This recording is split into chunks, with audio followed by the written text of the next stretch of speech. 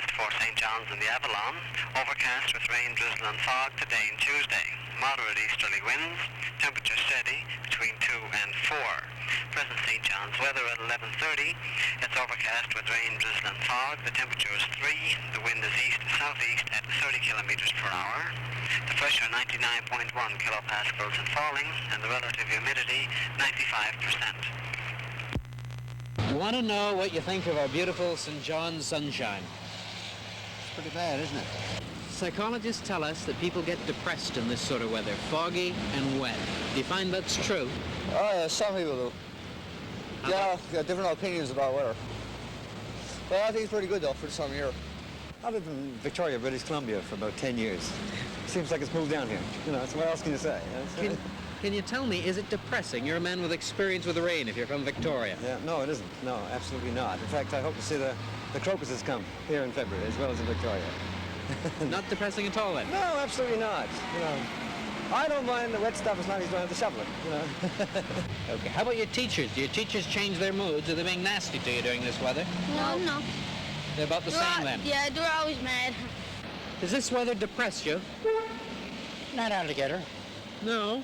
I'd say it's good weather for this time of the year. You don't have that big lot of snow or tremendous frosty weather, you know. So you prefer the wet to the snow? Oh, yes. If we had this much snow, what we're after getting this last couple of weeks, I think it wouldn't be dug out for the rest of the year. The Lake Lagoon to dig out. Oh, it's just terrible. It's like this all the time, though, especially not this time of year. But usually it's later on in the year. Does it depress you? Certainly. Makes you feel down? That's for sure. Well, it's the worst I've seen. They make you feel depressed? Yes, it will. Well, it's not normal. It's not right for this time of the year. In my time, back in the 30s, you'd have snow up to the height of telegraph poles. I come and told they beating over the road with a horse and slide and so on and so on. Does it depress you, this sort of weather? That's right, yeah. Would you rather have the snow? No, I sort of the way the weather is, right? I can get around. That's sort of the way it is, but that's what we like best what we get. Well, I prefer a sunny day, I suppose. Yeah, I don't think it has any really adverse effects, particularly, you know. The Weather Office says that this is the 8th day of Capeland weather here in the St. John's area, and if you haven't thought about that before, perhaps you should now. Psychologists say that this sort of weather can lead to all sorts of personality quirks. It can depress you, and it slows your entire system down. That means that if your boss or your wife has been a cantankerous curmudgeon this week, perhaps you should just send flowers and be forgiving. Chances are their personalities will improve when the weather does. There's one other theory that I don't personally hold with, but some people say is true, and that is that during periods of weather like this, people become forgetful.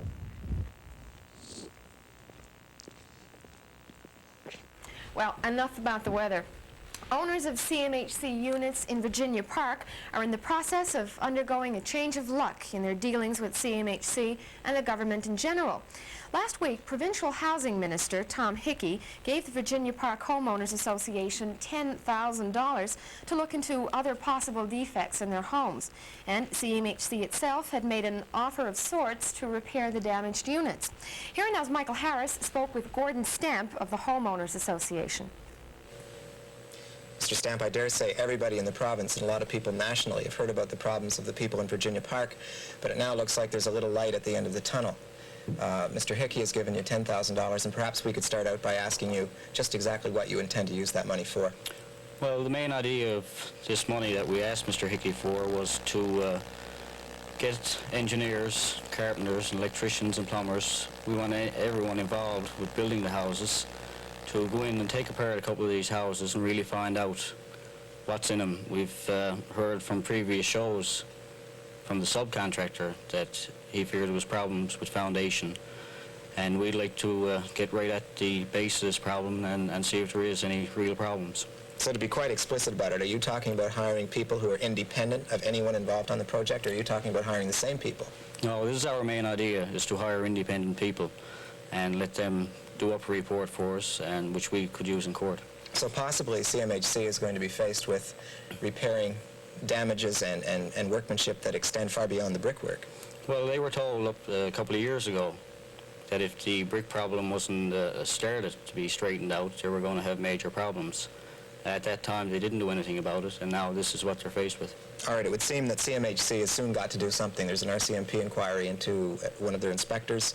There is also this offer which was made to your group in which CMHC came forward and said, we'll come forward and fix things, you pay for them. The group has decided to turn that offer down, hasn't it? Well, we've turned part of the offer down. I'm not really at liberty to discuss this offer. I would suggest that you give Mr. Ryan a call at CMHC, and unless he's ashamed to talk about it, but I would see him. Okay, let's speak hypothetically for the moment. Do you think a CMHC offer of any kind in which they are not going to be picking up the price for the repairs is an acceptable offer? I don't think it's acceptable. I don't think we should have any extra payments to make in these houses. What would you like to see? I would like to see the houses fixed up as they should have been. When we went to CMHC about discussing mortgages, we were given a booklet that in this booklet said your house would meet or exceed CMHC standards. And obviously, just looking at these houses, there's no way they even come near it. But it also says in that booklet that if you have a problem with your house, you take that problem up with the contractor. Yeah, well, this is something, you'd have to be a lawyer to figure out some of these problems, and this is why we've hired a lawyer to get into this thing. But you intend to pursue this? We intend to go to court if we can't get a settlement from CMHC. When is your next meeting with CMHC? We we don't have any set meeting. We've got, like I said, our lawyer, Mr. Norm Whalen, is negotiating with CMHC, and this is where it stands right now. Thank you very much for this. Thanks very much. Next, we show you how to order your own TV shows, and they're free, too. Coming up after you watch these messages.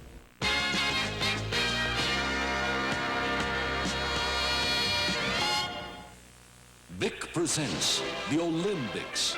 The first event begins with a big pen at the tip of a 3-meter javelin. It goes slicing through the air, landing with crushing impact. And the BIC pen writes. Next, the BIC lighter. From a 10-meter height, it cracks the still surface of the water.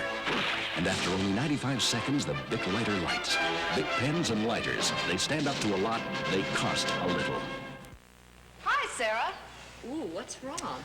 I don't even know, but I've got a bad headache, a stuffy nose, and pain here. Could be the sinuses. When I get sinus trouble, I take just one thing, Sinutab. It's made especially for sinuses. Why not? I couldn't feel any worse. I can see and hear you're feeling better. Hey, thanks for that Sinutab. You know, Jane, Sinutab really does a special job. Like you.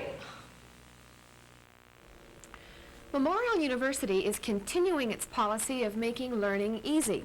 Their latest attempt will allow cable subscribers to dial a program without missing a commercial in front of their TV set. Drake McHugh has the full picture. Like me, you probably remember a program called Here Come the 70s. And it was a program about the futuristic things that were going to affect all our lives in the glorious 70s. Well, we're still in the 70s, just at the end of them. A couple of things they talked about that were sheer fantasy for me have come about.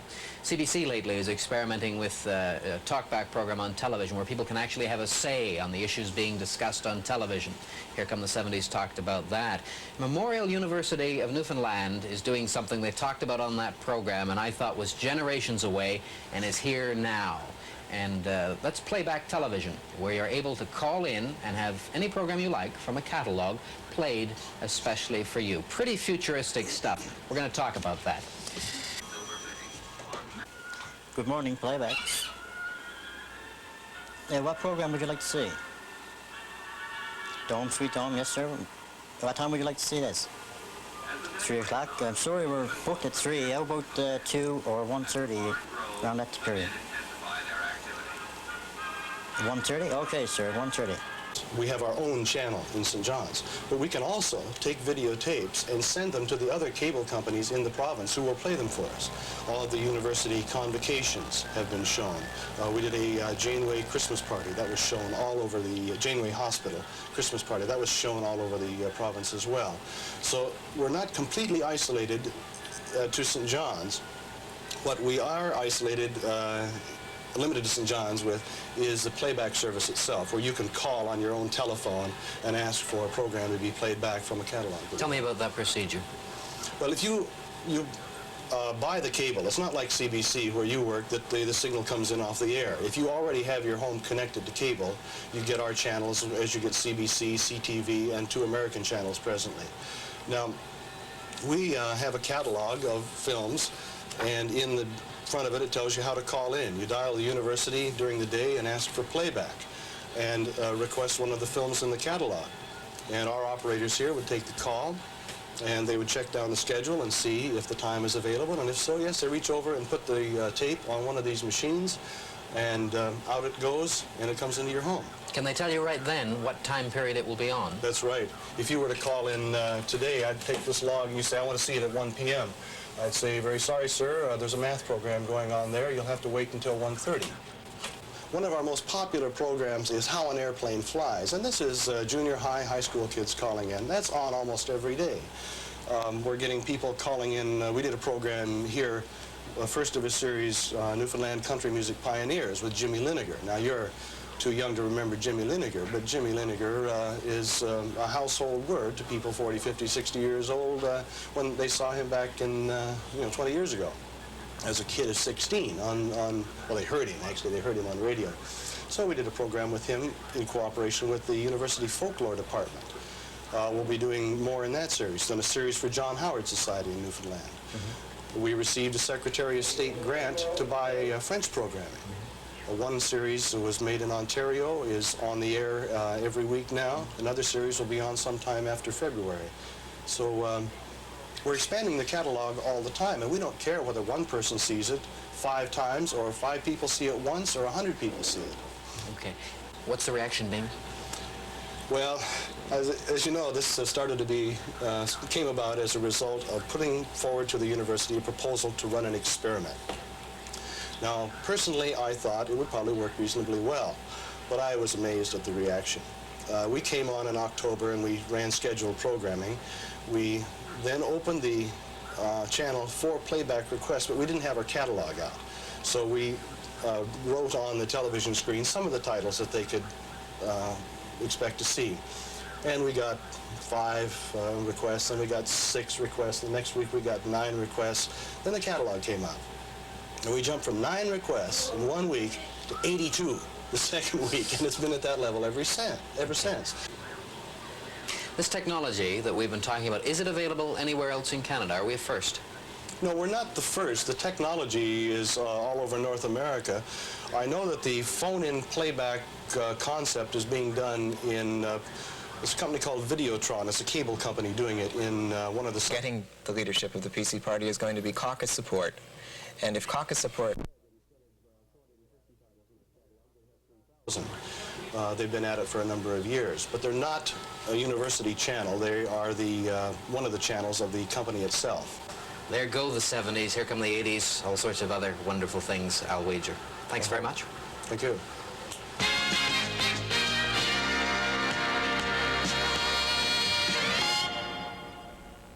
With the party leadership up for grabs, the PC party is beginning to set the ground rules for the upcoming election.